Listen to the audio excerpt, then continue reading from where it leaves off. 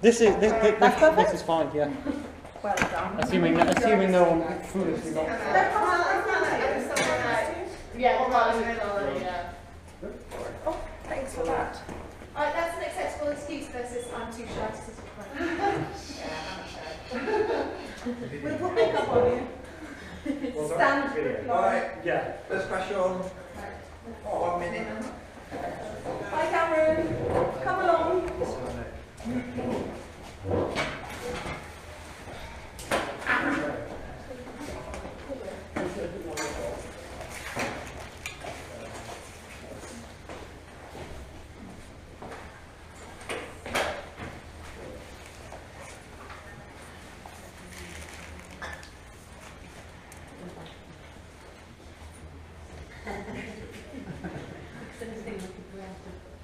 Right, okie dokie, let's crash on. Thank you all for coming. About me, my name's Pete. I mostly coach the junior squad here on the river. I do a few other bits of sports coaching here and there. What I'm not is a medical dietitian or a certified nutritionist. I go to lots of lectures and do a lot of reading from these people. However, I've got no formal qualifications myself. My main interest in all of this is A, healthy lifestyles, but B, also performance gains we can get either in juniors or the other end of my age group, which is now masters, what we can do to actually get, more speed for less effort or better recovery. I'll try and make this as interactive as possible whilst also trying to get everything covered in a short amount of time. So if it's not as interactive as I'd hoped for, apologies, but I'll try where I can. What role does fuel, energy, nutrition play in our daily lives? No wrong answers.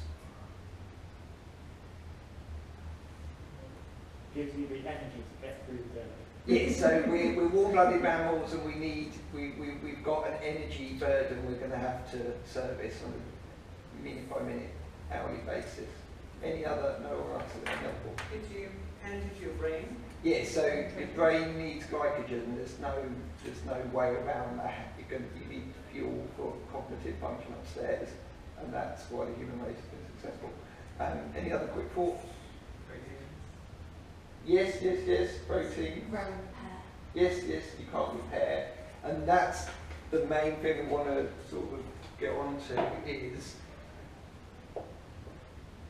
recovery. So we need to fuel recovery. If we don't fuel recovery, we don't recover.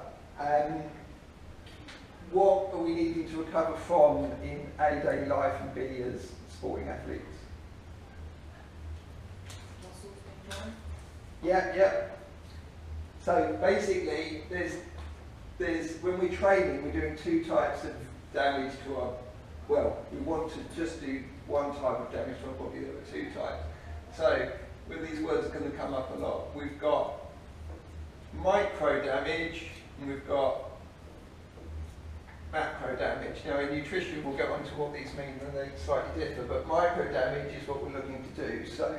We go and we put the body under aerobic stress or aerobic and anaerobic stress when we're doing our physiological training. The other type of stress we'll put it under is tissue damage. So when we're doing strength conditioning work, we'll be doing tissue damage. We want that damage to be micro damage, so at a microscopic, molecular level, cellular level, we want to be doing damage. But we only want to be damaging as much as our body can repair itself. When it repairs itself, it grows back, it responds and grows back stronger. Hence, that's how the fitness gain is achieved. The way the process specifically works is when that micro damage is done, the body gives off a hormone response, and that's how the process is achieved. Those hormone responses being testosterone, human growth hormone, all this other good stuff. Your cortisol levels will elevate a bit as well as your body's put under stress. That's your fight or flight response in your body to that experience. In terms of training, we want to avoid macro damage, which would be, for example, a broken arm or some other form of chronic injury or long-term acute injury that becomes a chronic injury. So we're trying to avoid the macro. Nutrition is part of recovery, and recovery does also apply obviously to macro injuries, so injuries we're looking to avoid. So micro damage is good as long as we manage it well and we ensure we're recovering from it, and key part of recovery is nutrition. So if we don't get the right nutrients inside the body, then we won't recover optimally. And again, my whole interest in all of this is purely from a sort of performance gains, marginal gains point of view, as much as anything else. Right, macro, micro injuries and damage and training. If we're looking at nutrition, there are two specific types of nutrients. Can you guess what they are? Micro and macro? Yeah, fantastic. Right, so we've got, let's do it. Yeah, so we've got macro. So if we look up more like these.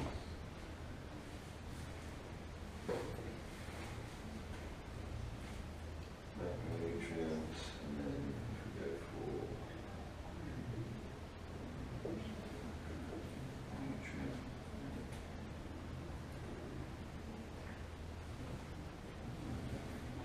No wrong answers.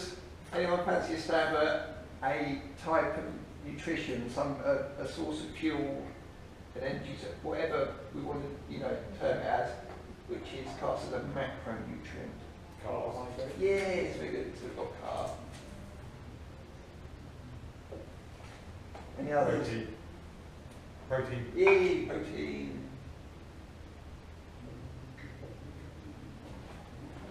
Yes, excellent, excellent. Okay. Micronutrients. I'll put 3 book points up, I only maybe should have put 2 subheadings. We're going to have more subheadings come up, but 2 subheadings. Vitamins? Yes.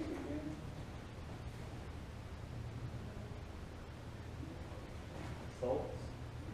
Minerals. I will at some point be asking anyone with science, high school, A-level or degrees to contribute, as again, I have none of those degrees myself. If we break it down, in terms of carbs, let's go over here.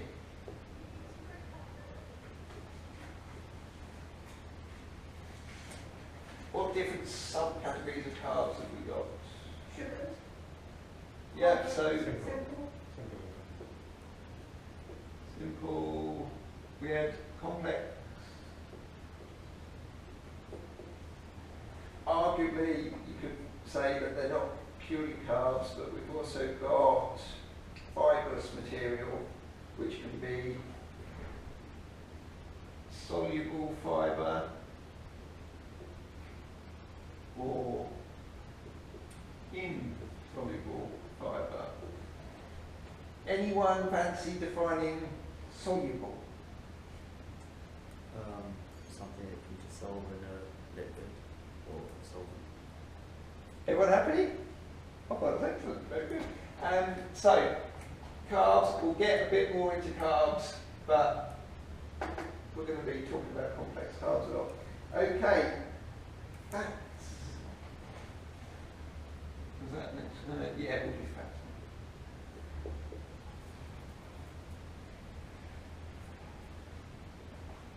What sort of fats have we got? Monounsaturated. We've got saturated, we've got monounsaturated,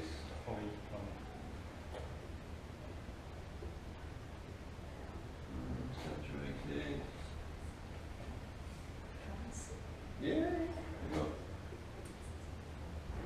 They don't have to be good or bad, anything. No more answers, any other takers?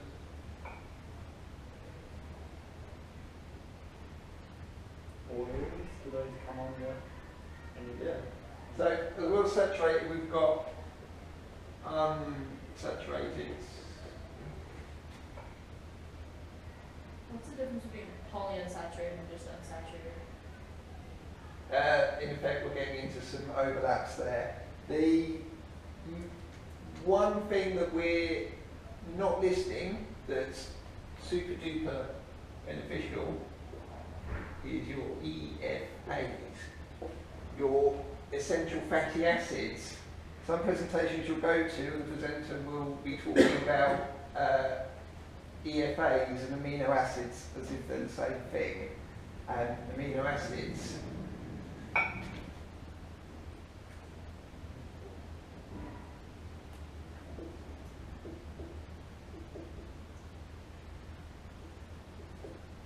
in other presentations are categorised under proteins.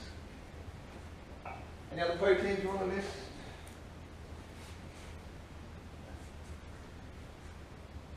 So we've got things like casein, which is what you've got in, for example, milk.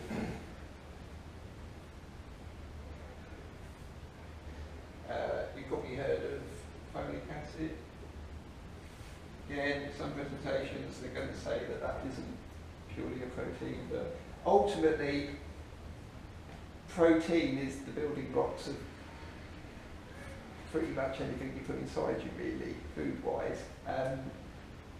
When you get into like again, I'm not a chemist and not a biologist, but it's sort of the science of it. A protein is a protein.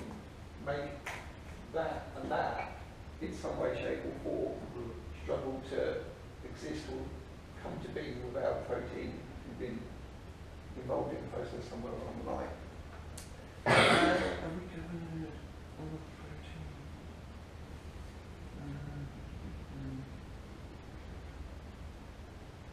Yeah, that'll do. Okay. In terms of if we look at this from a point of view of there being energy and there being nutrition, what of all of this up here would we say is high in energy and low in nutritional value? Carbohydrates. Specifically, Complex. so simple carbohydrates are, where's the red pen now?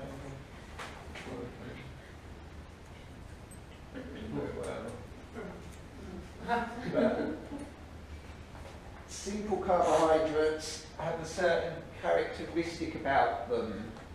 Begins with G. Yeah, so your GI in your simple carbs is pretty high.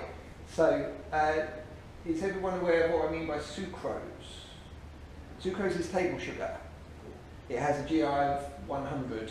So it gives you a very big energy spike, blood sugar spike in your body, and then that spike drops right down, and you either have an energy crash, or your body may not, depending on what else you've eaten, but you are going to be running a more likelihood of that carbohydrate becoming stored body fat as a result of that being your energy source.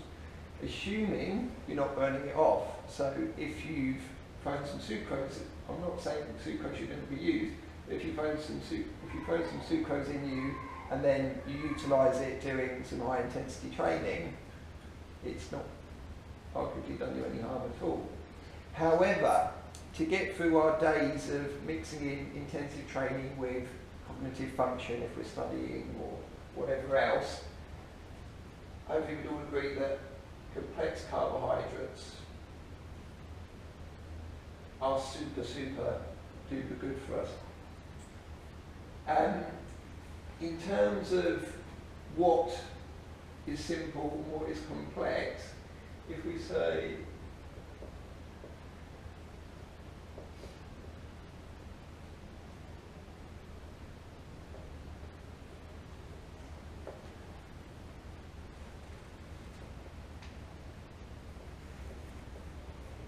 so we've got table sugar and sucrose. We've got any other simple. Glucose, fructose. Yeah, so in their purest forms, if they've been refined, keyword being refined.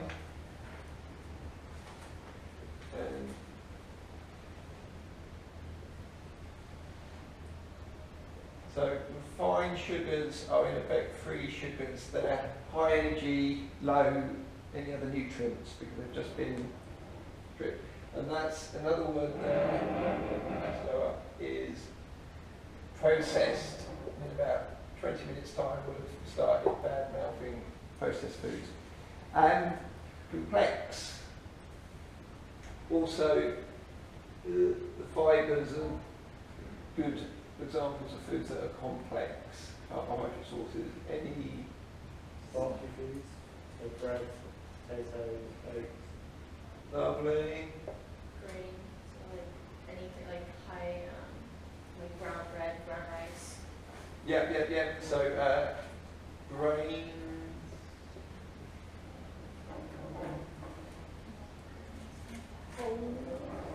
Yeah.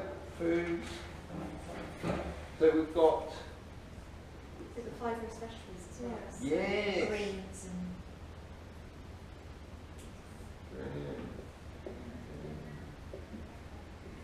Just a general veg, lots of starch, carbohydrates, no. What are all the yummy mummies eating at the moment?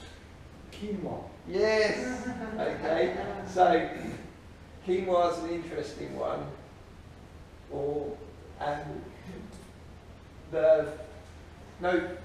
The British quinoa is actually easy to cook with because it doesn't have any of the bitter tasting coating on the outside. I forget what. Yeah, so that you can just literally wash it and cook it, whereas the South American stuff you've got to wash it a lot, or else it tastes a bit weird. You just cook it up. So quinoa is great in that it's got complex. It's one of those. There's lots of other things. Another good one, for example, which I want to make sure we wrote down.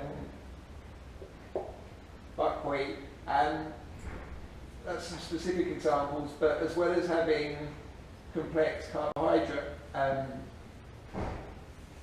elements to them, they've also got other micro and macronutrient values inside of them. That's probably enough to start with on carbs. Fats. Okay. What would we pick as examples of good fats?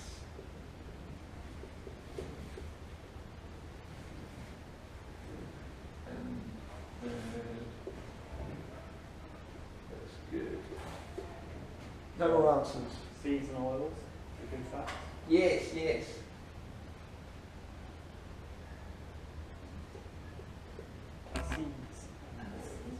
Yes, so your nut family. Avocado. Oh, that's a good one. Yeah.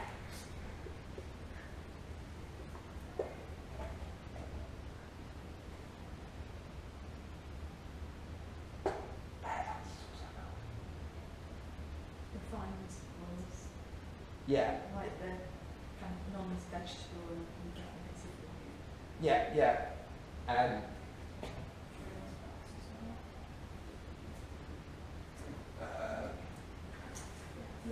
Yeah. Advertised food is not having something, and you know. oils. Automated.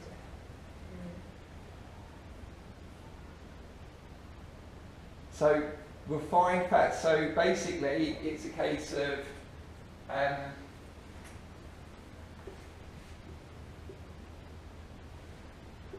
processed food fats. So at the moment, there's a research effort into what fats are good and what fats are bad, because there's in my lifetime been a shift from fats are okay to fats are bad and carbs and sugars are good. But now the world's seemingly coming to realise that too much simple sugars and refined sugars in people's diets is causing a lot of health issues, and all of the nutritional values of fats, fat being cut out of people's diets, is in effect compounding the problem. If you don't have fats in your diets, you've got problems absorbing your micronutrients, and performance gains live here in a big way. So our vitamins and minerals, these can be soluble in two forms. So we've got fat soluble, and we've got water soluble ones here. So if we think of summer hydration, what specific vitamins, minerals are water soluble? Yes, sodium, potassium, magnesium, yeah, A star, beautiful. So fat soluble applies to a large amount of our vitamin intake. So vitamin D, vitamin B12, vitamin E. There's lots of different vitamins which we find them in here, and part of the reason we find them in here is because they're fat soluble. So if we don't have the good healthy fats in our diets, we're not getting in the micronutrients we need to be prosperous. So that's one of the key things, hopefully, that we'll take away from this is you can't not have fat in your diet. If you don't have body fat, your body doesn't work. You need it to, it cushions your organs and protects them from harm. That's where you get new stories of, you know, skin and bone glamour models and things having, you know, organ and bone damage and things because they simply haven't got the body fat cells they need to be able to live healthily, and your skin goes bad and you haven't got, your energy levels are not there, and your body cannot recover because you haven't got what your body needs, which is enough healthy fats. We'll get into sort of breakdowns and percentages of what macronutrients result in what, you know, percentage of your diet. But again, the main message to hammer home is you do need fats. In fact, fashion is as prevalent in nutrition as anything else I can really think of in life. And so we've had the world, you know, moving in my lifetime into a sugar is good phase through most of my life, the carbs are good. But now there's a lot of diets which are heading in the other direction, and they're completely cutting out carbohydrate, which is a terrible idea because for cognitive function you need glucose, you need glycogen for your body to work. Your liver and your kidneys are designed to have, and your muscles are designed to have glucose stored in them as your immediate energy source. And so people have got into a fashion of following like keto diet, so they're cutting out carbs completely, and they're relying on fats and protein to live off and train off. To be honest, I can't see this working unless you're following a ultra endurance or endurance based cycling, running, maybe triathlon type discipline. In rowing terms, we're doing work which is above UT2, as we call it. It's above just base aerobic stress. We're doing UT1, we're doing anaerobic threshold, we're accumulating lactate, all of which needs an energy supply for which our body can't turn its fat stores into energy around that quickly. It can't be done in the time frame needed. So therefore, you're going to need carbohydrate if you're a rower, at least. If you're a master's long distance cyclist or marathon runner, maybe you could follow a keto diet and low carb, but generally for master athletes, if you're a rower, it's only really the off season where you can cross train at UT2 and reduce your carb intake. And even then I would, me being a carb lover, I would still probably have some carbs in my life anyway. Anybody got any questions on that so far? So we're all happy with macronutrients and micronutrients, and of those micronutrients, they're soluble in water or fat, or they're going to be found somewhere within proteins. So in terms of some training, is it worth using electrolyte tablets? Yes, especially in the summer, because Should we be just having enough electrolytes in food anyway, so we don't have to subsidise them? Or the short answer is processed is something we want to avoid, but supplements sometimes are the best answer. But by sometimes I mean 1% of what you put in you at most. So what do I supplement with myself? I'll try and use odourless garlic, which has been processed, so arguably it's far less good for you than unprocessed garlic. However, it's odourless. What's the other one? I might use cod liver oil, although never bite into one of those. On this one I won't, because the taste is quite harsh, but that's a very concentrated supplement.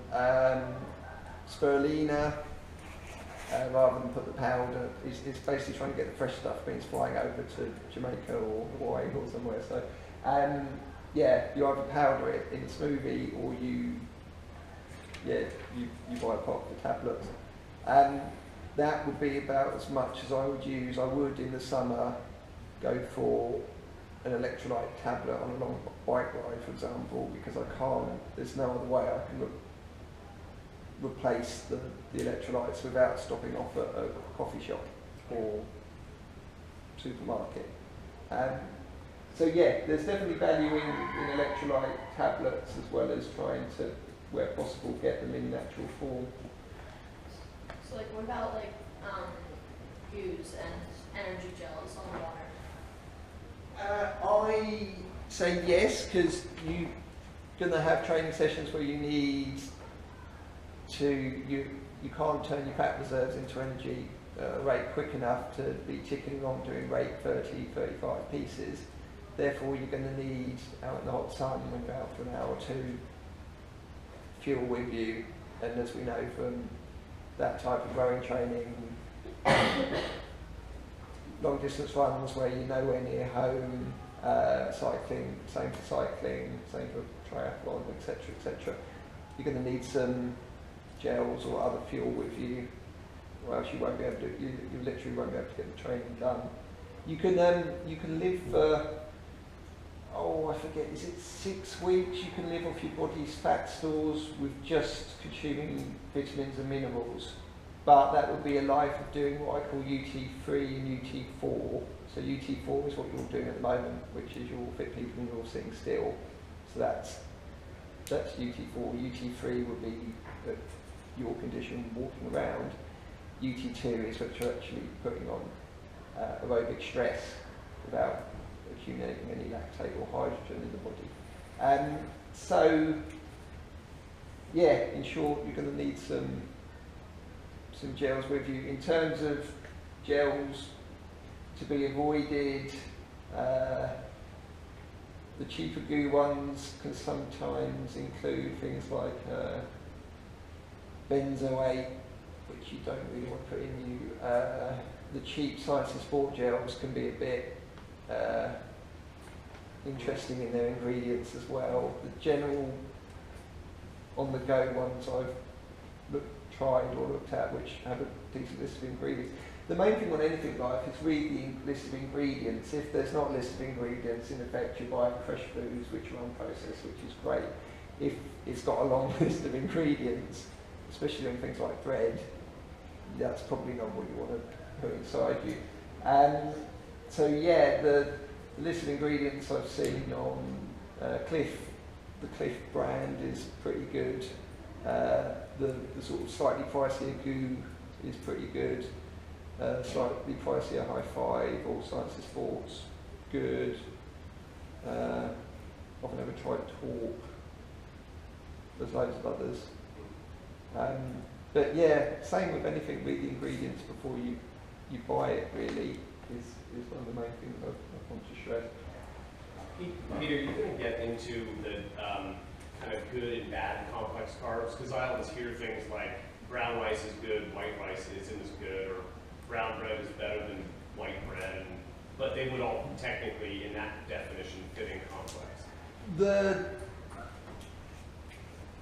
Isn't that all through like glycemic index? Yeah, glycemic index is going to be a factor for which in white bread it's going to be higher. So multigrain breads are going to have a much lower GI. Bread is, when we get on to eat more of this, less of that, and in terms of bread, eat more traditional method artisan breads. So sourdoughs and pittas are basically what the Olympic team, any BOA sport, any British athlete going to the Olympics, they're basically, when they're having bread, they're having artisan pittas, sourdoughs. That's so not necessarily whole grain, but just not lots of ingredients and lots of refined ingredients. Yeah, okay. that's exactly, yeah. So that's basically where we get on to less is the lunchtime sandwich for a lot of processed middle filling with cheap white bread on the outside. That was a British invention of the 90s. Before the 90s we didn't have that, and now it's everywhere. But now the sandwiches are getting slightly more nutritious compared to say 10 years ago. I'm probably going to need to whiteboard just to continue, which I'll try and do as quickly as possible. Should we do a photo of it? Well, it's on the GoPro, Oh, okay. so I can Go. put it up on YouTube for people later. Right, let's get the...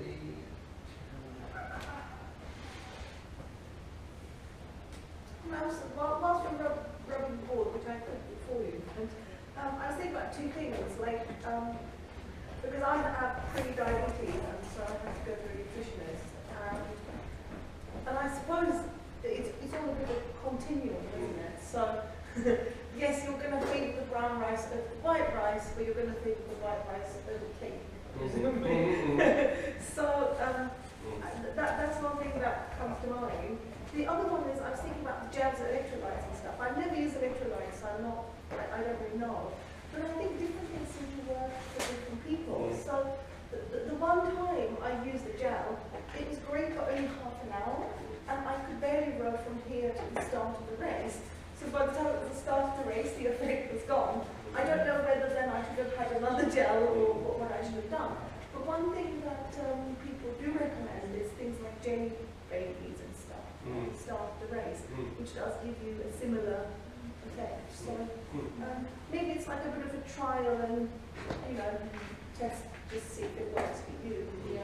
I think like with the germs, there's a sort of set window of like, that's what I found. So like you can't have them like, you have to have them 10 minutes before race.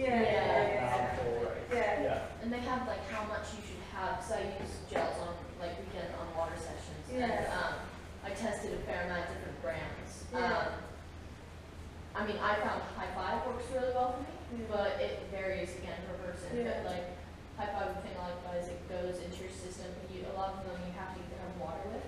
So I don't know if you know the brand Goo, like just that you have to have a ton of water with, otherwise you Right. Also, sometimes it feels really disgusting. Also, it's not very palatable. If you're going to force yourself to have it. But High Five ones are lovely. Yeah, they Well, taste Other really than good. the banana ones, SAS just don't taste good. Yeah. But I think also like the High Five ones are more concentrated, because SIS you get like 60 millilitres, whereas High Five you only get 30 millilitres. but you're meant to have them more often, Yeah. so it's like you have 45 minutes. 45 minutes. But also, like, So Yeah. clearly cake works for me. I got PDF for like a bag of mixed pies. Yes. That works. Not very I'm healthy. assuming we should steer clear of all things like caffeine gels and stuff like that. Coffee has got a lot of, I don't drink coffee myself, but coffee has got a lot of nutritional benefits for which caffeine is, in every lecture I've been to, not as bad as a rap as its reputation. If you've got cold and flu and you have a paracetamol, you get something like 100 times the caffeine of having a strong coffee. It's a really caffeine dense thing to put inside you. So it's not actually all that bad in terms of. But if you don't drink coffee, it's never start. No, to be honest. I mean, it's more of the nutritional benefits of the beans that go into the coffee more than the sort of the caffeine side product. I mean, caffeine's going to elevate your heart rate and have other effects. I mean, I know like the junior Roans that use it, but that's because they have like a nutritionist kind of athlete basically. But also they probably like coffee, so it's like their Yeah. maybe. I mean, like dark chocolate presumably would have a similar effect, but with maybe more benefit. Low sugar chocolate has got Yeah. lots of, again I don't eat chocolate, but it's got loads of nutritional benefits. In fact, it's one of those you throw in. Right, for the younger ones present, we will get into body fat percentages and a few elements of master's nutrition. And the main thing to remember when you're in juniors is, right up until the age of 19, your puppy fat will come and go. And when it comes, have no worries about it or any concerns. It's there because your body needs it to finish growing. It's what it's there for. So whenever I get talking about body fat percentages, in fact you just get to stick your fingers in your ears and go, no, and just ignore anything I'm saying really. So with that in mind, anyone fancy hazarding a guess at the world of the process of protein synthesis? Anyone heard this one before? Yeah. It's where you get like individual amino acids and enzymes like putting together into longer complex proteins. Very good. Yeah. Like get longer and longer and longer until it becomes muscle. Yes. Fantastic. Excellent. That's better than mine. So protein synthesis is exactly that. And so you've got, in the process, you've got an input which is nutrition, fuel, and that gets input. Once you've input it, then your body is going to be in times of taking what you put in, and it's going to be going through cycles of, as Ed's just said, taking what you've input and turning it into protein for your body to use to build and repair itself. And these cycles just go on through the body.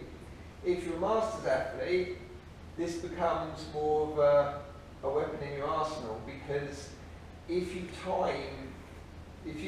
the sort of all of the sports scientists and nutritionists at the moment in professional sports teams, British Olympic sports, triathlon, cycling teams, running, marathon runners, whatever, and they're trying to perfect the timing of what fuel they put in at what time of day relative to their other commitments, so that they can get the protein synthesis process happening when they need it to, so that they can get the recovery happening optimally. So there's huge amounts of work going on into figuring out what the optimal fuel intake is and when to have it to master protein synthesis and get it. So in terms of masters athletes, what we know about masters athletes, your top end power and strength and speed and those characteristics reach their peak. We suddenly find that we can't get any more gains that we got when we were junior and under 23 in terms of our absolute top end. So you often find in rowing, for example, when someone comments that's a young crew, in effect what they're politely saying is they're not in their mid-20s yet and they've not developed their power. And if someone says that's a masters crew, in effect what they're saying is they've developed their top end power, but their endurance is starting to wane a bit. So if you see a side-by-side race and then the young crew comes along, in effect what they're saying is the young crew may not win this because the power base isn't there yet, and then the comment comes out the masters crew, that's basically saying they're not going to last the last 500 because their endurance base isn't gone. However, that's false, because in masters world your endurance, your Sojux endurance muscle fibres actually improve if you fuel yourself right and you get your training right. Your endurance base will grow bigger and badder and more powerful and stronger right through until into your 40s. Hence, Tour de France cycle winners are mostly age 27, 8, 9 to 33. That's the youngest you can be to be able to do all that endurance, have all that endurance capability and still have your power from when you were under 23. So that's the importance for masters of protein. So in young people it's about growing to become an adult. Once you're into your master's age group, so late 20s onwards, it's about using protein to build your endurance base rather than your actual bottom end power. Any questions on any of this? Splendid. Right, let's crash through everything else.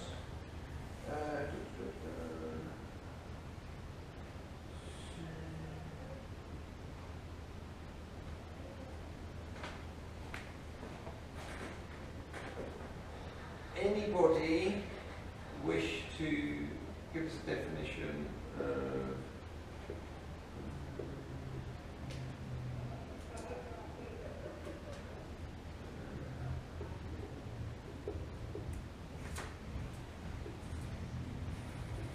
so earlier we talked about our body having a hormone response to the micro damage we've done to it, and then that hormone response triggering the micro damage repair that makes us stronger, fitter, faster, etc.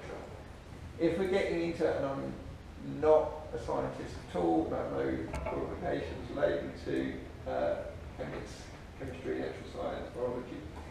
Anyone fancy defining either what a cell membrane is or mitochondria? Cell membranes are partially permeable membrane between the cell and the sort of everything else, which allows some things through and some things not out. Excellent. Excellent proof again. Everyone happy with that? Okay, so in terms of micro damage repair, what Cameron's just said is what we're doing, and what we want is we want the good stuff to pass into the cell and repair it and fix it with all the DNA and all, I'm not a scientist, but all of that lives okay. So for that to happen, we need the right fuel going to the cell in the first place. Okay, what are good fuels to do this? If you're not a vegan, we need, are there any vegans in the house? Excellent, because they're a pain in the butt to get these performance gains with. We need eggs. Okay, eggs, sort of like a big cell type. It's like sort of fatty acids. Yeah, they're just brilliant. We know that all the vitamins and minerals are fat soluble, so in the yolk. One of the things that I wish, looking back at when I was on 23 lightweight, was at the time I followed the egg whites are brilliant, egg yolks are not fashion. So I was having 3 whites per yolk, and now we're being told that isn't that bad, put the yolks in there as well, because now we're getting lots of research which is saying the yolks are going to do that more than the whites are. So if I was vegan, what would you suggest instead? Ah, right, if you're...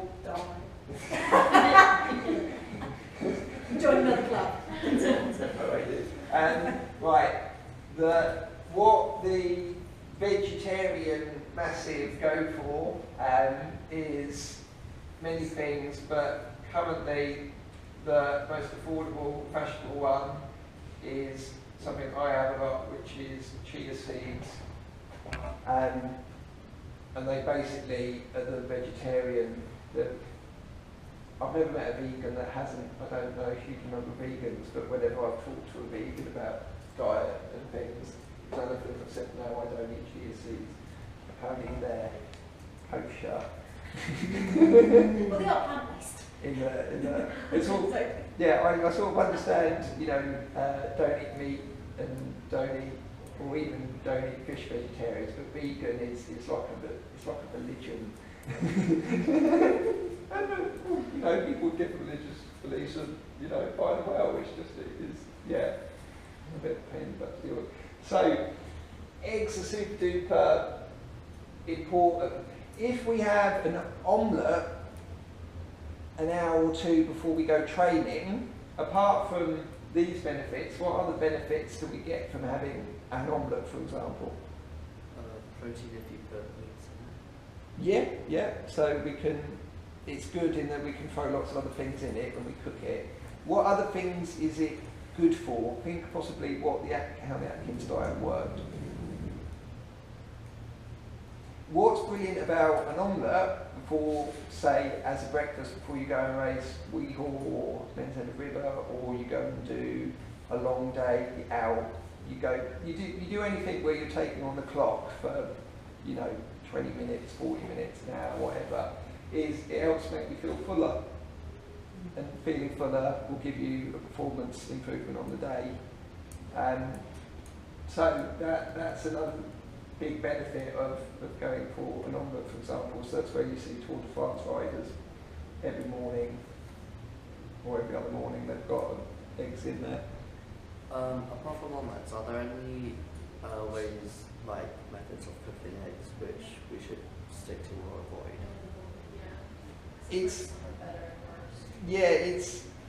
It's complicated, just like potatoes, because the way how you cook a potato changes its GI. If you oven a potato, the same potato, or boil it, or roast it, or whatever, its GI will change because you've treated the carbs inside the structures. It's starchiness. Yeah, you've broken. Yeah, in a different way. Yeah. But does that apply with any food when you cook it? Does it change its GI slightly? In different ways, like raw versus cooked, and because you mentioned raw versus boiled before is better. Yeah. So is that to do with GI or Yeah. nutrition? Well, part of the boiling is you're boiling all the nutrients into the water and out of what you put in the pan. And steam. I'd advise steaming over boiling. So you talk us into like a Rocky style raw egg. Drinking. Yeah, that's a great point. The Rocky style raw egg is a result of unprocessed is better. I mean, I cook extremely undercooked eggs quite a lot of the time. But then again, I often do a very hot dish and I just crack an egg over the top and it sort of semi-cooks through it. That's what carbonara is. Yeah. Sorry, Cameron, your original question? That was it. Is there a way of cooking eggs that we should avoid? Yes. Okay. What we want to avoid, again, the other thing that masters athletes must avoid, when you're under 18, when you're J19, basically whatever you throw inside yourself, unless it's something at the top of the do not eat list, your body will just utilise it and fuel you, because when you're J19, your body's brilliant like that. And once you're my age, once you're into master's world, okay, you need to be very conscious of oxidisation. So if we've got a piece of metal which is experienced oxidisation, we could also call that, begins with R, rust. Okay, so it's basically the same thing, rust inside the body, and rust inside the body is what we're looking to avoid. And you'll suffer from poor vascular elasticity. Anyone fancy defining that one? Go. It's where your like blood vessels, am I on the right lines? Yeah. Is it where like they become like all hard, like your arteries are hardened, and as a result, like when you exercise, your blood goes faster and you get high blood pressure? Yeah. We get like fatty build-ups. Yeah, so basically, poor vascular elasticity happens in two ways. It happens where we've got too much saturated fats building up around the heart and the muscles and the arteries and the other big blood vessels going in and out of them. And so, yeah, they become less strong, less elastic. But also it's the process of oxidisation in the body which is actually causing the actual, you've got the blood liquid flowing through the centre, and then you've got some layers going around that, and it's those layers, not because of the fat build-up around them, it's because of the actual, us not looking after ourselves means that they're actually breaking down and ageing faster, they're rusting away faster than they actually could be. So, how, to come back to Naz's question, do we not cook eggs? We do not overcook our eggs. So we don't go for fried eggs with skins on, for example, because that's ultimately putting rust in the body, in effect. It's a form of oxidisation. Cheap cosmetics is oxidisation of your skin. And it will, you know, at a microscopic level, it will go into your skin and oxidise it. So that would be another example of where we're looking to avoid oxidisation. What about scrambled? Which would that be the same thing where it's like have them really underdone? I can't believe there's any nutritionist that would have an issue with scrambled eggs. Yes. I know. Or really, you know, boil them, stick them in water. What this is making me think of a lot is the way the world's slightly gone wrong is, if you look at Mexico 100 years ago, the diet was fantastic. Macronutrients, micronutrients. Eggs, avocados, rice, beans, pulses, lentil, fresh fruit, vegetables. Honestly, fantastic. What do you see today? You see they drink more Coca-Cola per person than anywhere else in the world. Babies are eating bottle-fed stuff. You know, it's just become one of the refined sugar diet capitals of the whole world, and it's doing these problems rather than 100 years ago what they had in their lives was these solutions. It's a quite a shame, really. Right, let's crash on. Covered. So we've gone through the difference between nutrition and energy. In terms of masters athletes, in some cases we can also have our body fat percentage go in the slightly wrong direction. Now remember, juniors, puppy fat, etc. is good. In an elite heavyweight male rower, what body fat percentage would we typically have? 15. Oh, 10. For a bloke, would be 9, 10. For for a lightweight bloke, Over butt. 4. They say 7. 5, 6, 7, so 6%. I've been down at 4. It's not fun. Not fun until you get colds and flus a lot, etc. Because you need fat to support your immune system. If your body fat percentage is, as a bloke, down at 4%, you're not in a good, trust me, not in a good place. As a woman, if it's down at 8%, you're not in a good place. For international heavyweight women as well, what body fat percentage would you typically have? 15, Yep, 15, 16. Lightweight woman, 10. 12. Typically, that's for that. These are all British numbers. I can't vouch for other countries.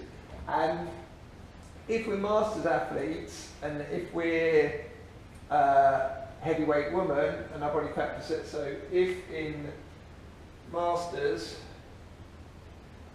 if there's a heavyweight, if there's a women's heavyweight, we're north of 25%. We're not doing ourselves in terms of performance or long-term health a huge amount of favours. In terms of a lightweight woman, so women lightweight when you're on your 30s, 40s, 50s, again, if you're over 18%, then you've gone a bit too much. In terms of men's heavyweight, if you're over 16% could be worth should, in my opinion, be worth looking at. In men's lightweight, well, men's lightweight rowers, even when they're 40, they're still ticking around at 8%. But in terms of health, I run myself up at 9, 10 these days, and it is a lot, in terms of health, it is a lot better for you as a lightweight bloke to have a healthier fat percentage. So I put a star there, and if you're racing at a high level when you're a lightweight bloke, then arguably you're leading an especially not healthy lifestyle, because you are the lowest body fat of any athlete in sport. Tour de France cyclists, you see them going around at horribly low body fat percentages to get themselves climbing over mountains and stuff. But bear in mind that that is a result of a stupidly high calorie output every day. They're going through masses and masses of carbohydrates when they're actually doing races and stuff. How do you calculate that? The Pinch body test. fat percentage. What? I'm not qualified to do it. I've had a go, but I'm not qualified to do it. You need to have a qualified person either pinch test you, or there's a set of scales which cost about £1,000, which you stand on, and they tell you how fat you are. But again, if you're this is a workshop which is covering both juniors and masters athletes, and as I said before, it's sticking your fingers in your ears and going la la la la la, because this applies to you. You're too young. But I mean, like, you can get like cheaper things that test it, which wouldn't necessarily be reliable. But I suppose the only thing you could find out from that is whether it has come down or it has gone up, because at least you would, you know. Yeah, definitely. Where were we? Oh, so what am I going to do next? Oh yeah, right. Okay. Something we learned with Catherine last season was, or 2 seasons ago, I did one of these sessions, and then I said, just basically when you're hungry, just eat, and don't worry about counting calories. And it turned out Catherine did need to count calories, so that you could see that she was actually way undernourished in terms of not having grown up without eating big portions, and suddenly realising as a young adult she actually needed more calories. She was actually shy of her protein, energy nutrition requirements. So, with that in mind, in terms of all of the different diets and fashions we've got going on at the moment, we've got different, remember, if we get the macronutrients right, we're probably going to be getting the micronutrients right as well. if we get the macronutrients right. So typically we've had breakdowns relating to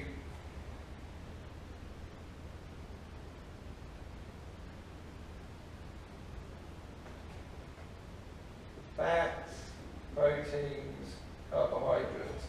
Some of these percentages have varied. So we've seen in sometimes we've seen carbohydrates be more of the intake. We've got what I think is utter madness in so many ways, but we've got fashions of low carb proteins and fats in all of these ultra endurance. In my opinion, it's a bit of a fashion more than following sound principles. You need to get your macronutrient makeup correct. In terms of carbohydrate, I never really felt I had any performance issues from following a high carb diet.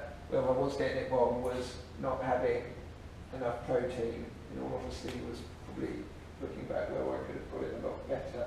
But in terms of your carbohydrate, if you want to, or anything else, protein, fat, whatever, you can use how many grams of it per kilogram of body weight. So in terms of performance, if we're making a calculation on carbohydrate, for example, carbohydrate would typically range from 3 to 9 grams of carbs per kilo. I've done 9 grams of carbs per kilo, so a hell of a lot of carbs, and loved it and felt strong on it. As far as I'm concerned, you can try up to 9, and it's not going to do you a huge amount of harm, assuming that 9 is being made up of good carbs and not refined sugars, in my opinion. So that's 3 to 9 grams per day, per week, or what is it? Per kilogram. Right, per what? Per day. Per day. Yeah, good point.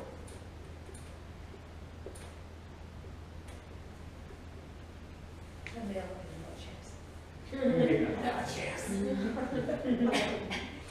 Although chips are I fine know. carbohydrates. Fat, carb, fat, oxidized fatty No. acids.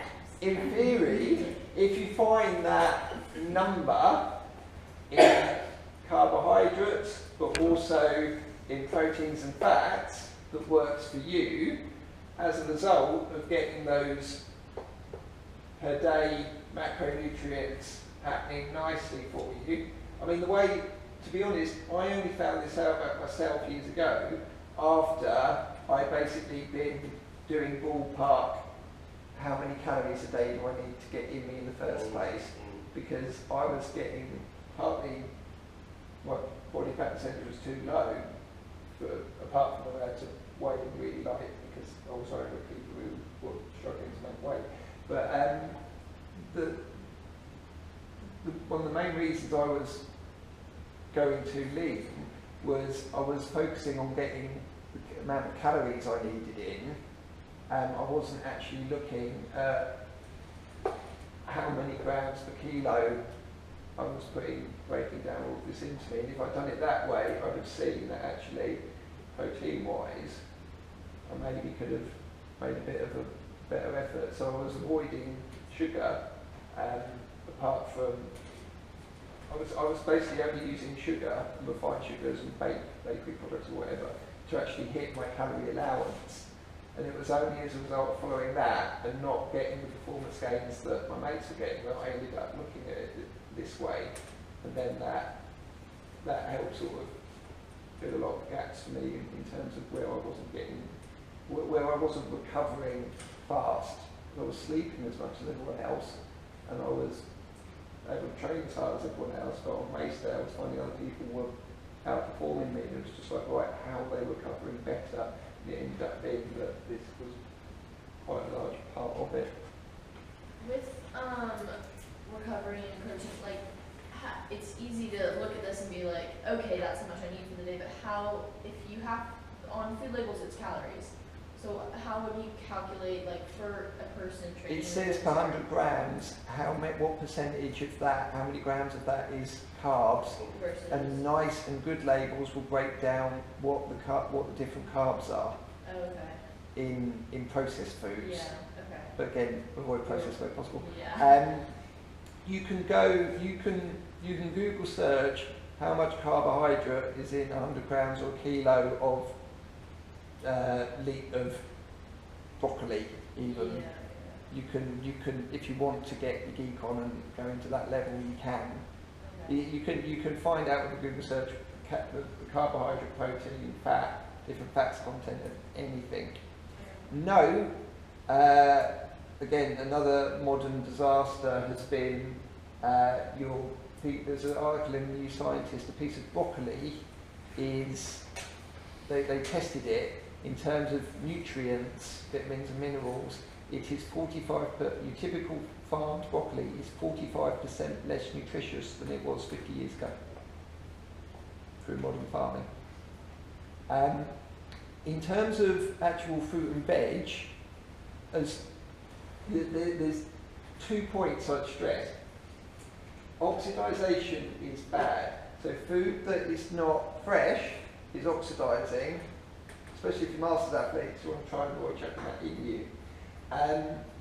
It is more nutritious. Berries are hugely nutritious for you. Unless you picked it off a tree, use frozen rather than fridge. So if it's been in the fridge or it's been sitting in the sun for days and days and days, not hanging on the tree, it's much more nutritious. And this is what I suggest on the breakfast menu is that where possible, all the berry bits of the breakfast menu here have the berries come out of the freezer, not out of the packet in the fridge, which is sitting around at room temperature a lot. What about dried? Dried is an interesting one because you'll process with dried. The thing about dried fruit is you've concentrated it into dry fibre. So earlier on, the carbohydrates were put up soluble and insoluble fibre. After I stopped growing, tried having lots of dried fruit in my diet, and literally I couldn't finish a run or a bike ride because my body had just shut down from too much concentrated fibre. This was just like your body, just all your water in your body's just soaked up by the fact you've eaten all this dried fruit. So yeah, dried fruit is nutritious, but it's a form of processed food that's therefore not as beneficial and nutritious as the fresh stuff. The fresh stuff, all those vitamins and minerals are largely water soluble. If you've dried the water out of your fruit, you've in effect lost that benefit. So that was one. What was it? What was I saying? Oxidisation, fruit, vegetables. I forgot the other bit I was going to say. Yeah, don't oxidise the veg. Oh. Maybe something about. Yeah, broccoli. Maybe something about grams per kilogram for other. You're just saying it's fruit and vegetables, so very good. Anything Can else? we go down the route of antioxidants?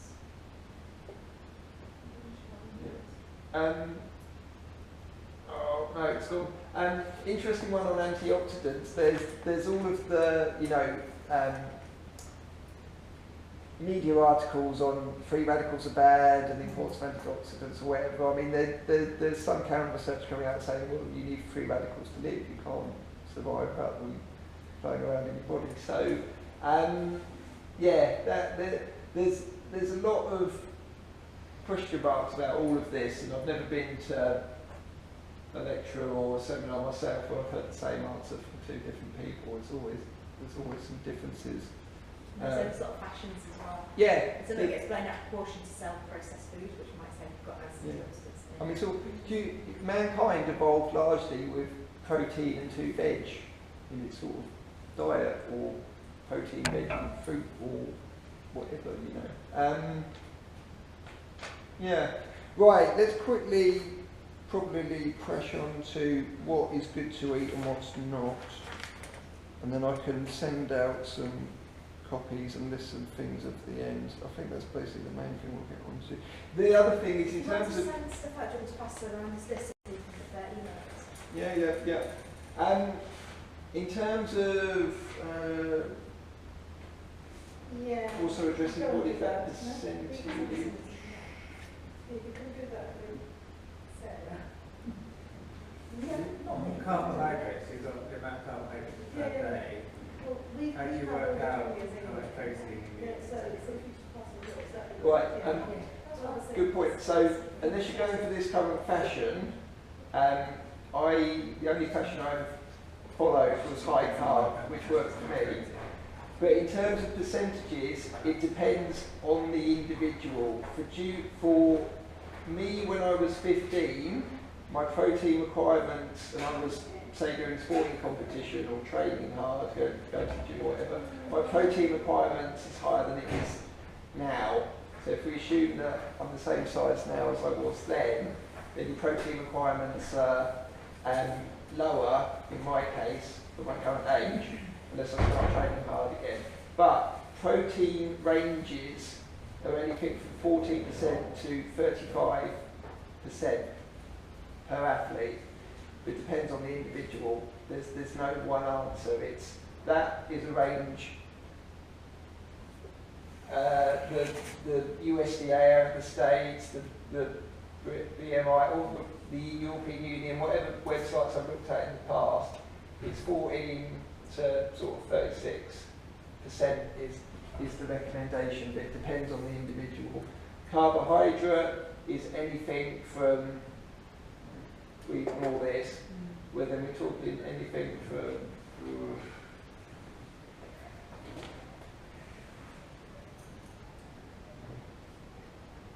30 to 80%.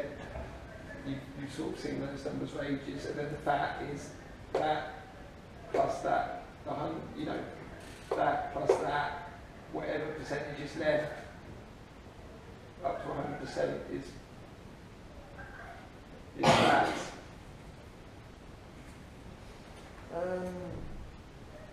Right, let's quickly just verbally zoom through a few things. So we mentioned chia seeds and buckwheat, a few other common staples I'll go through. We mentioned food fashions. Food fraud, if you want to know what's going inside you, again, avoid processed wherever you can. Supplements, again, I've mentioned a couple I use, which the ingredients label says it's 100% cod liver oil, odorless garlic. I haven't tested it in a lab. I can't know for sure that it's definitely what it says on the label.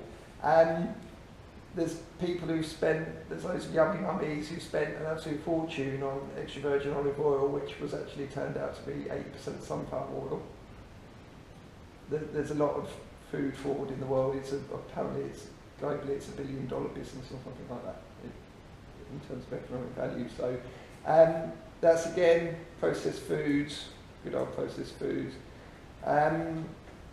In terms of when we're eating on the go, we can get healthier biscuits which are made of oats rather than, white flour as their base.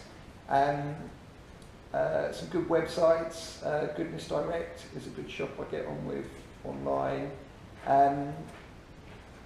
So in terms of biscuits, healthy ones are lower in sugar and unsaturated fats. That's where oats come in and a brilliant source of fuel. We've gone through GI, we've gone through caloric input.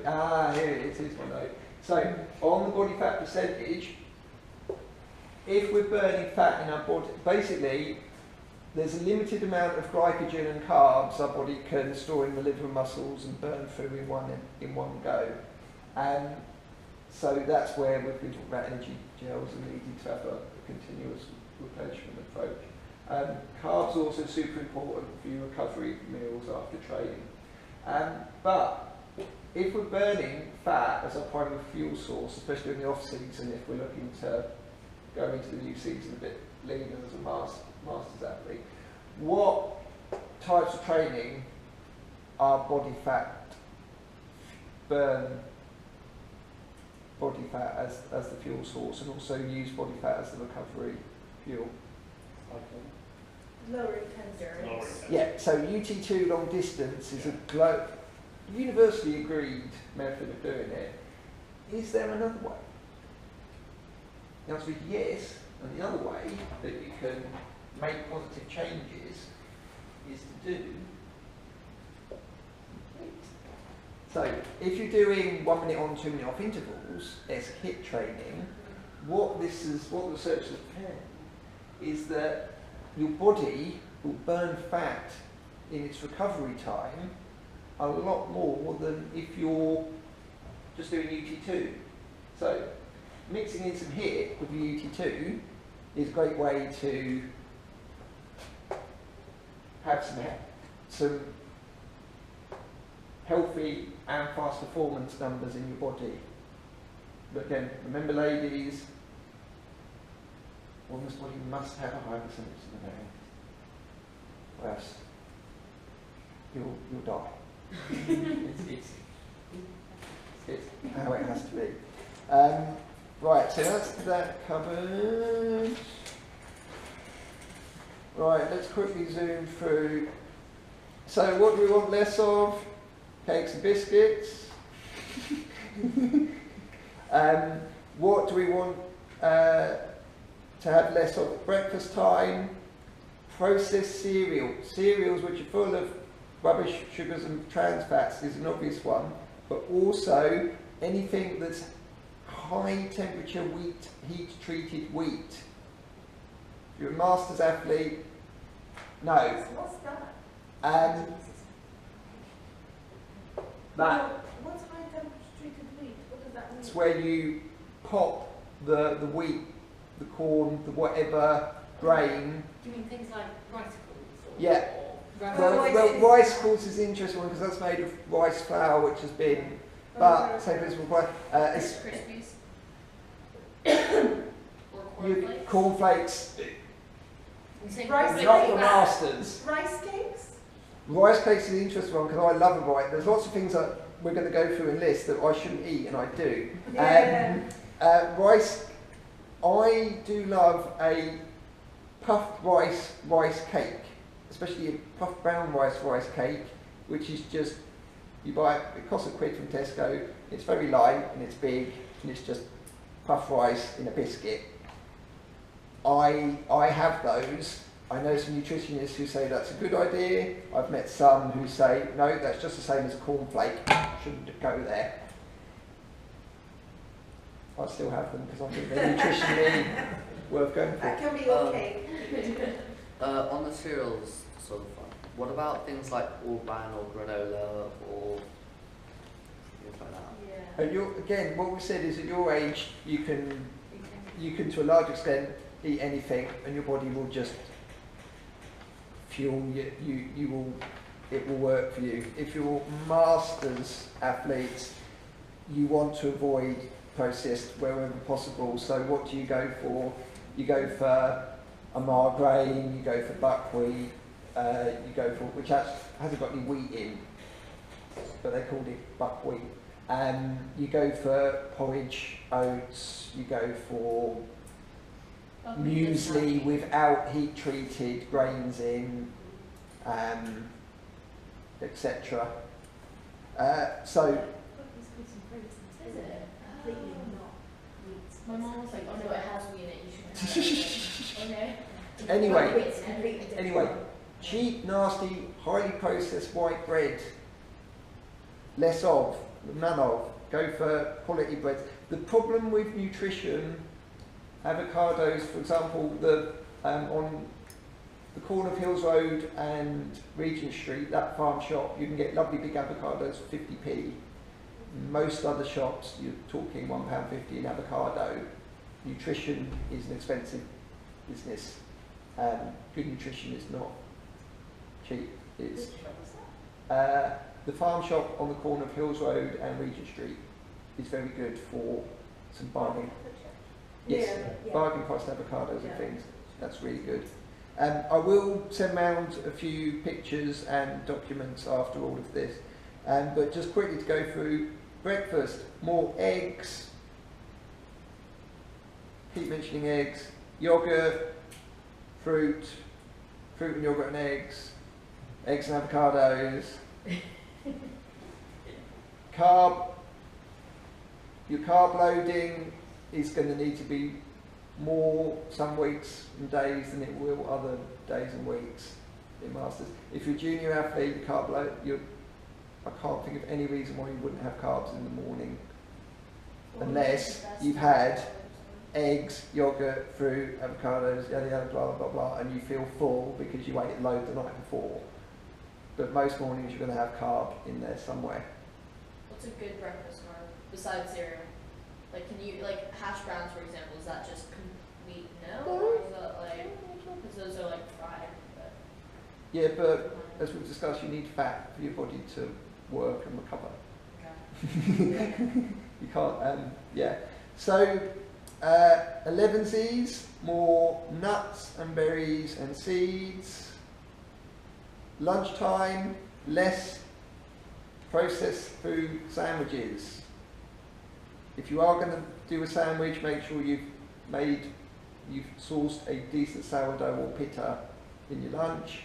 Again, a lot of this is Masters focus, because remember, as we've discussed, Because we're fat.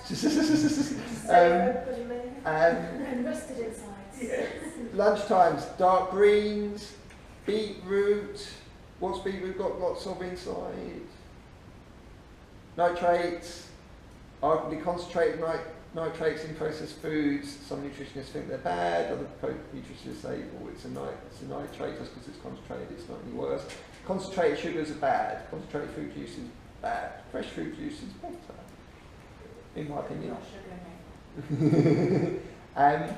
So, beetroot, protein synthesis, especially if you're a Masters athlete, put some protein in you at lunch, so that when you train in the evening, you're A, going to be stronger as a result of it, and your endurance will be improved, and B, you'll have better recovery after you finish the training session.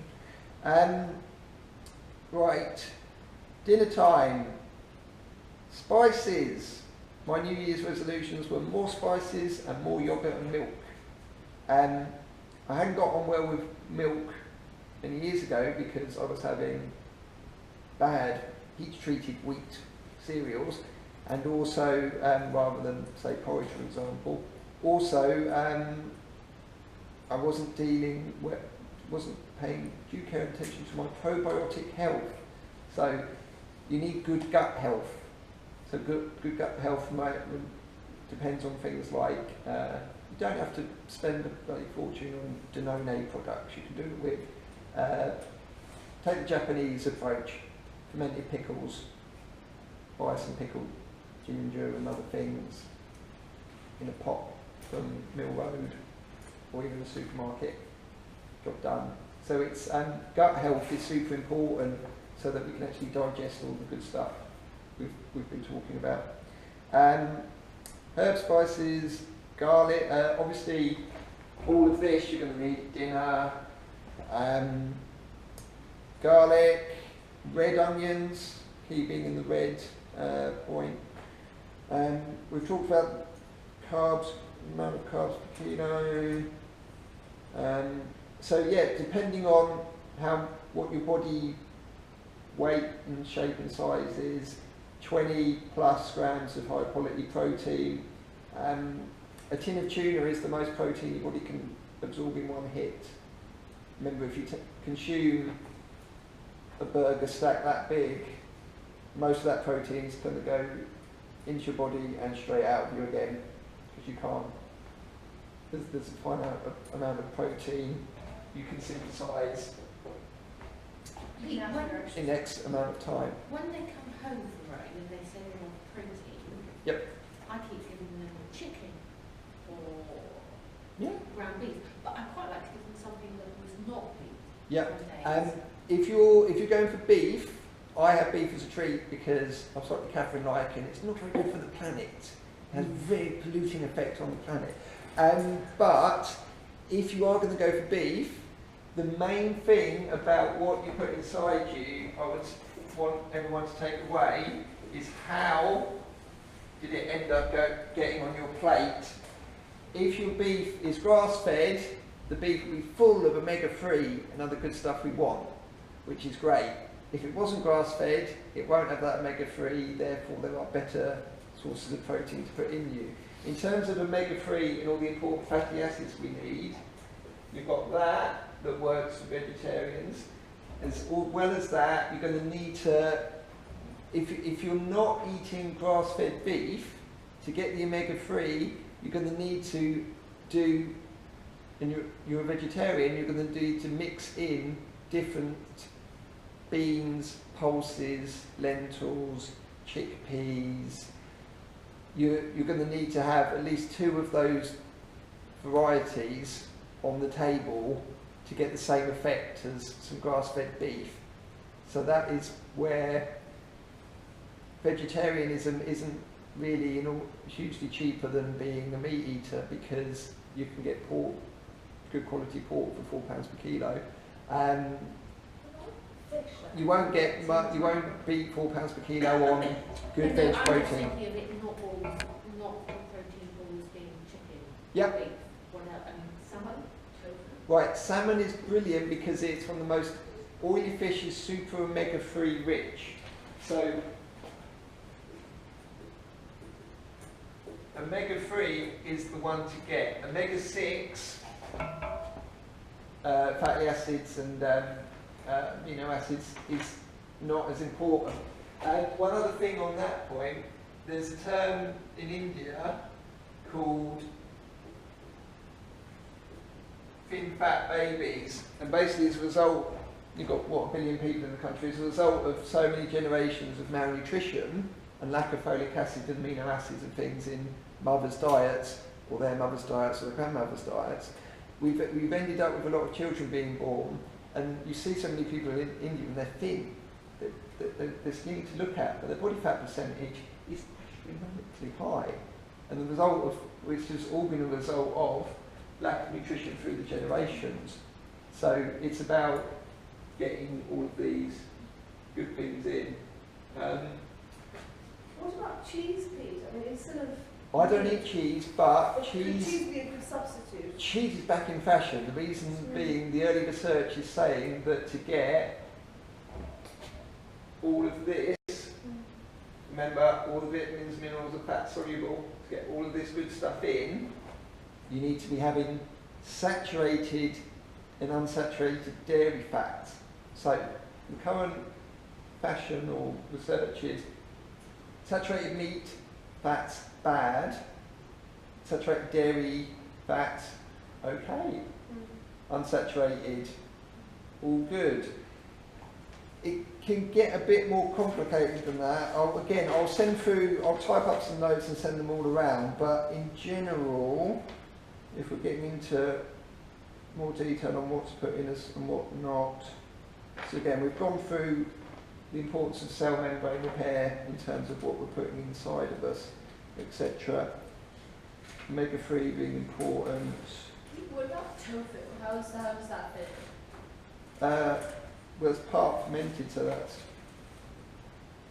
more beneficial than not. The general theme I've got on other lectures I've been to is tin tuna and brine good. On the danger list, we talked about cereals, brand cereals, anything with sulfur dioxide on the label, benzoate in sports gels and products, avoid. Trans fats, refined sugars, refined fructose we mentioned earlier, high fructose corn syrup is a bad one. The packaging and materials getting into your food, so plastics getting into food, phosphorus acid, products which have had omega-3 replaced with omega-6. What could an example of that be? I've got a note here. That's it. Tuna and other fish which is in oil in tins has had the omega-3 removed, and then therefore your unsaturated fats are in effect just omega-6. But you need omega-3 as well for that to happen in the body. So, if it's tinned in oil, like you've got tinned mackerel that's in oil and not you raw. want it in brine. I know the taste isn't as nice, but in oil, in effect, the fish that in the industry, they take the omega-3 out, they put it in fluoroproactive, which costs you £7 per kilo. My parents have it. That's an expensive ass spread to put on your toast. But omega-3 is economically. So you want If it it's tinned in brine. generally, yeah, if it's more economically valuable, that's in effect the way the market economy is priced it, and therefore arguably it's better for you. But it's not always true. Farm shop I mentioned, avocados 50p for a big avocado. You can beat the system.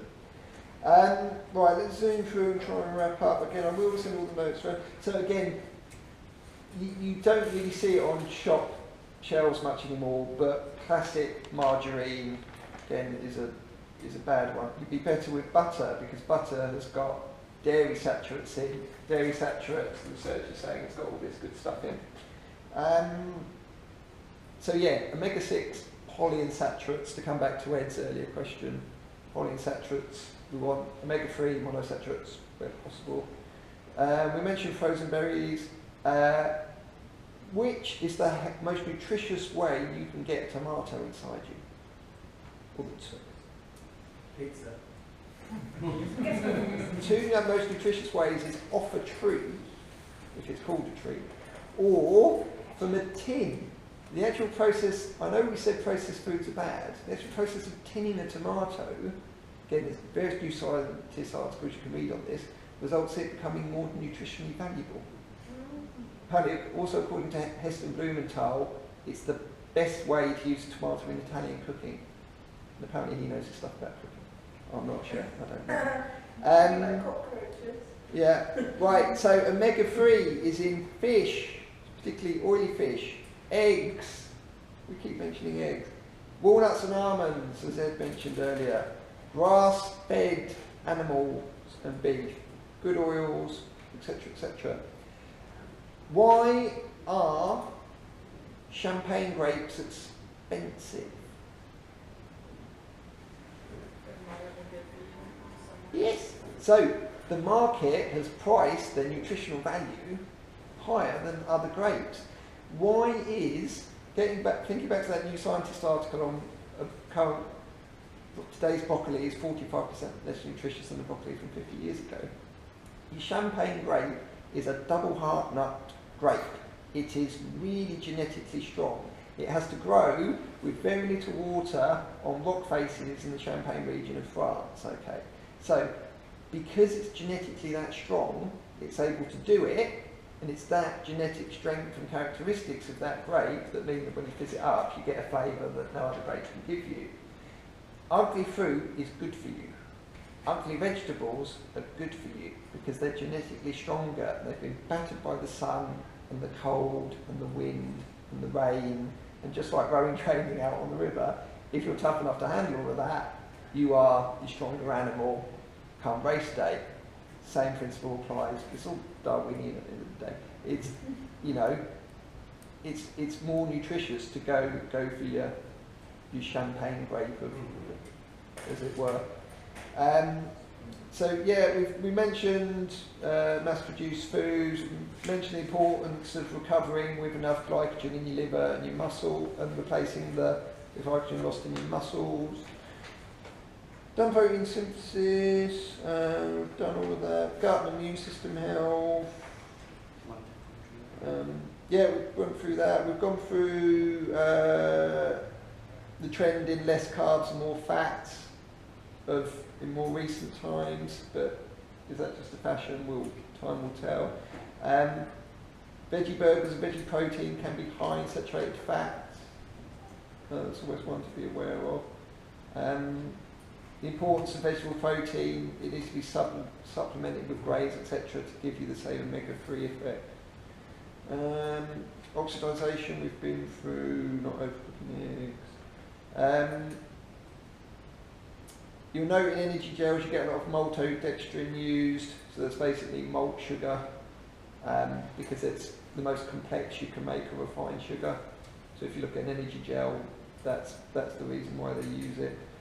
We mentioned nitrates, we mentioned free sugars, we mentioned concentrate juices.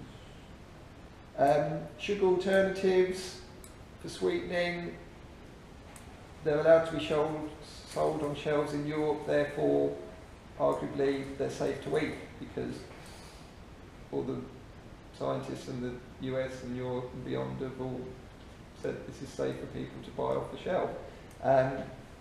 On the flip side, there's been lots of... The food industry has lobbied in the billions of dollars to stop the US and Europe putting healthier labelling and traffic light systems and things on foods and shops. So just because it is in a shop doesn't mean it's especially a brilliant idea to put it inside you. We mentioned probiotics and bioactives and all of that.